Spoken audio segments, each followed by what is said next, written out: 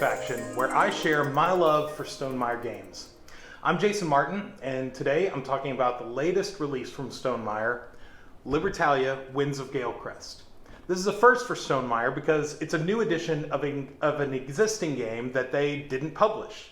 The first edition of Libertalia was published in 2012 by Marabunta, but it had not been in print for a while. So I heard about the game from Jamie Stonemaier and others who have included it on their list of top games. Eventually, Jamie had the opportunity to acquire the rights, which he did, and he worked with the designer Paolo Mori to revisit the game, update the mechanisms, the character cards, and even the theme and artwork. The result is Libertalia, Winds of Galecrest, released on the 10th anniversary of the original. After Stonemaier Games announced this new edition, I watched some older how to play videos and playthroughs to learn the basics of how the original game worked and what people thought. But I've never actually played the original game and didn't really have any pre-existing relationship with that version of the game. As Jamie released his design diaries, I followed along and learned a lot about not only this game, but the original edition as well.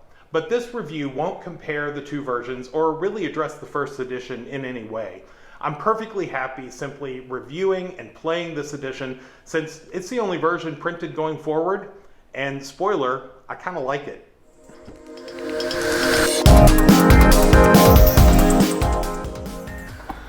Libertalia is set in the fantastical world of Galecrest. As has become common lately with most Stonemaier games, this is a new fantasy world that allows for great artwork and even a desire for me to learn more about the world. This particular world has sky pirates who occupy the skies searching for loot and reputation. Each of the 40 different character cards have unique artwork represented by different anthropomorphized animals. I really like the artwork. It's bright, fun, which is very typical of a game that I want. The graphic design is fine. The iconography, as you can see here, is very simple and very easy to read and understand.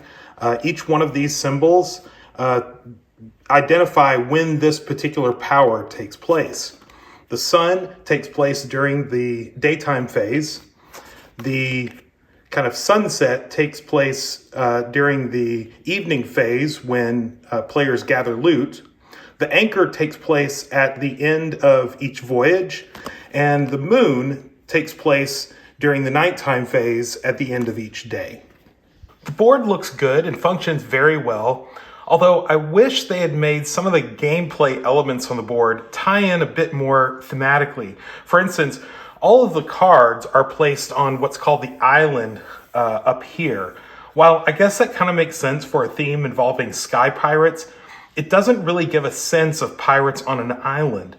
I wish the artwork for the board and the gameplay elements were tied together a little more, giving a bit more immersive feel to the board itself. I don't know if that would have meant putting the island down here where the artwork is more of an island, although you do see you have the loot tiles on the bottom of the board where the loot is scattered. And interestingly, the artwork under the chest is a chest, under the hook is a hook, under the barrel is a barrel, and so on.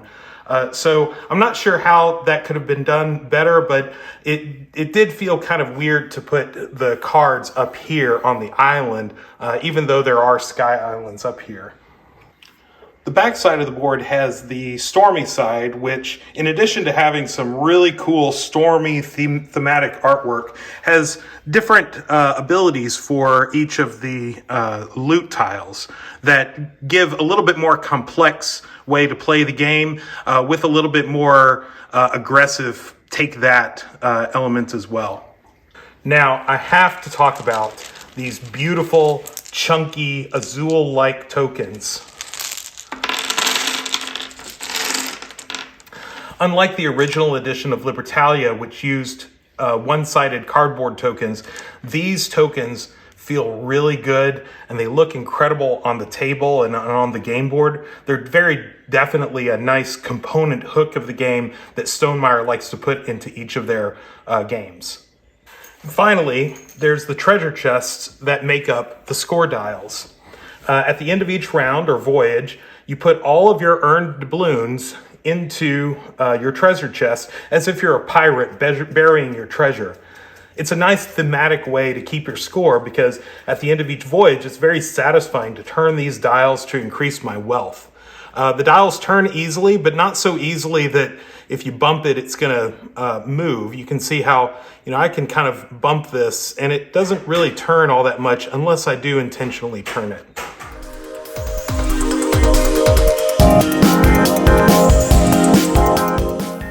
Over 3 rounds or voyages, players will play cards simultaneously from a common initial set of 6 cards, with 6 more cards added at the beginning of each voyage. The first voyage has 4 turns or days, which is why there are only loot tokens on the days 1 through 4 for the first voyage. The second voyage will have 5 days, and the third and final voyage has 6. Because every player gets 6 new cards at the beginning of every voyage, your hand will grow with each subsequent voyage. There is a reputation system that is affected by different card and loot powers, and the order determines how many doubloons a player gets at the beginning of each voyage, and then which break ties. So for instance, in these cards that were played, we have 19 Necromancer, 2 Thieves at 23, and a Treasurer. So the Necromancer goes first, and the Treasurer will go on the far right side.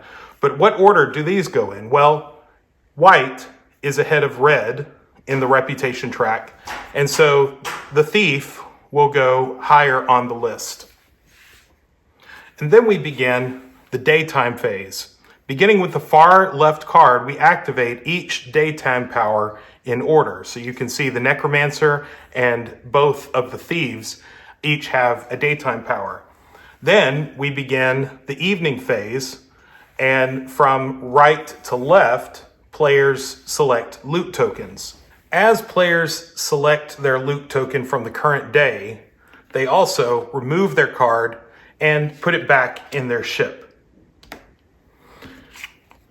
As they take that loot token, if there is a evening power associated with it, which none of these that are currently on day 1 do, they would activate that at this time. Once all players have gathered their loot token and activated any evening powers that may be associated, the nighttime phase begins.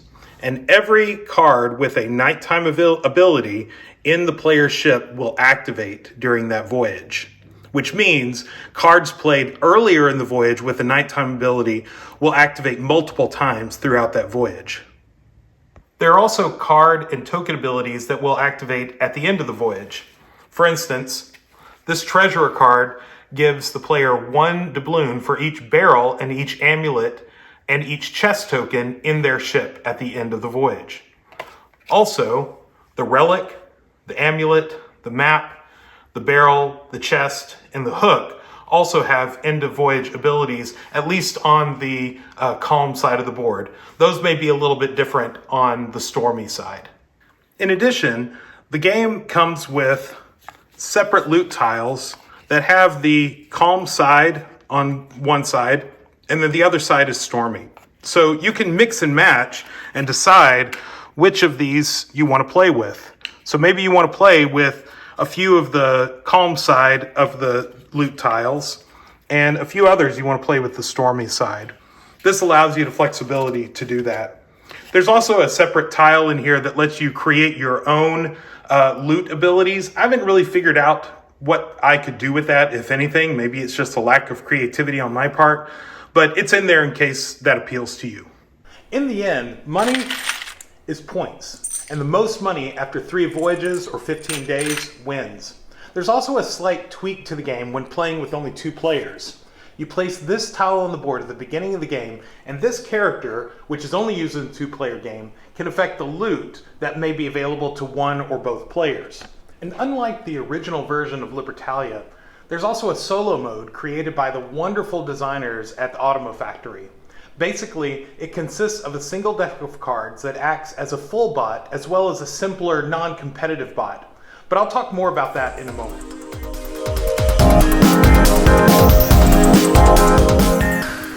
So what did I think? Well, I had the chance to play this game solo a few times, and I've played a 4-player game, and I'm very impressed with many aspects of it. Let's start with the multiplayer game. I played with my wife, son, and daughter, none of whom would describe themselves as a gamer. In fact, my wife and my teenage daughter play games like this mostly as a favor to me. I don't think that they would really play if I wasn't so loving and charming. But even they enjoyed the game. In fact, my daughter actually won the game, which surprised even her. The rules were very simple and straightforward to describe, but the brilliance of teaching this game, specifically to non-gamers, is the fact that everyone begins the game with the exact same cards, and everyone gets the same 6 cards at the beginning of each voyage.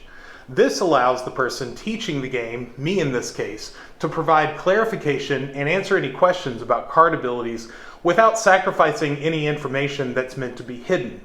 Players do have occasions to have secret information regarding the specific cards that they have in their hand, but when players originally see the cards that they might play, everyone gets them at the same time at the start of the voyage, so they can be clarified and explained.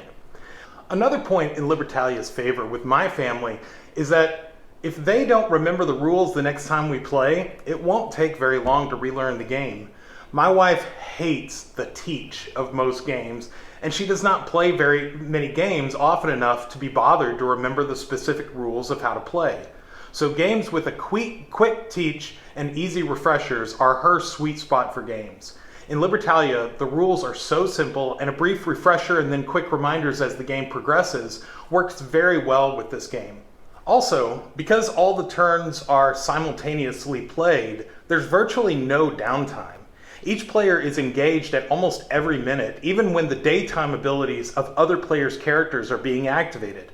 That might affect your character, so you still need to pay attention, but even if it doesn't affect your character, it hardly takes any time at all. In the end, the multiplayer game was a hit with my family, which, like I said, don't consider themselves to be gamers at all. I do consider myself a bit of a gamer, and I enjoyed this game because of the mind-bending choices that you have to make throughout the game with regards to which character you play or which loot you grab.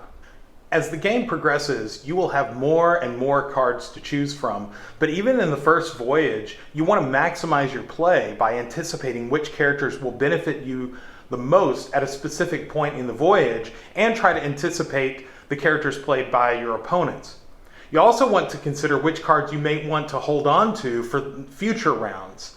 And to that end, however, the only negative of the gameplay is that in the final voyage or round, reputation may be less important because there's more diversity of cards and perhaps less chance that the same card will be played by different players. So cards that give you reputation benefits have less value. In fact, going into the final voyage, having a lower reputation might be much better because it gives you more doubloons, which we've said is money and points in the game. Now, I don't know how that could have been balanced better, and maybe that's just simply part of the strategy that players need to consider, but I found the strategy of manipulating the reputation track less beneficial as the game progresses. So let's talk about the solo version of the game. As with almost every solo mode from the Automa factory that I've played, the solo game is run from a specific deck of cards. Now, this deck is similar to the normal player deck in that there are 40 characters with numbers and abilities on them. In fact, the number corresponds to the number of the same character in the player deck, and the abilities are typically tweaked just a little bit to adjust to the solo aspect of the game. Another difference is that these cards are dual use.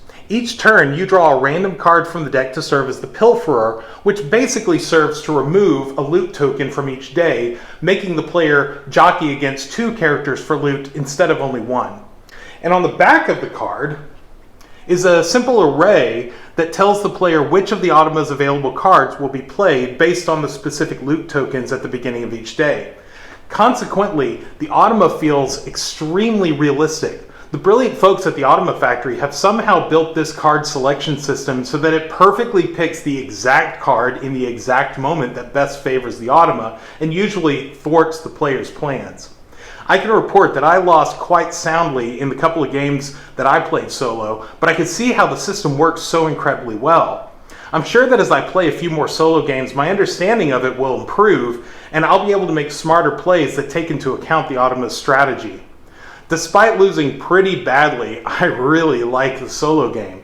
It's as easy to set up as a two-player game, and each turn is interesting, meaningful, and it's very simple to run the automa.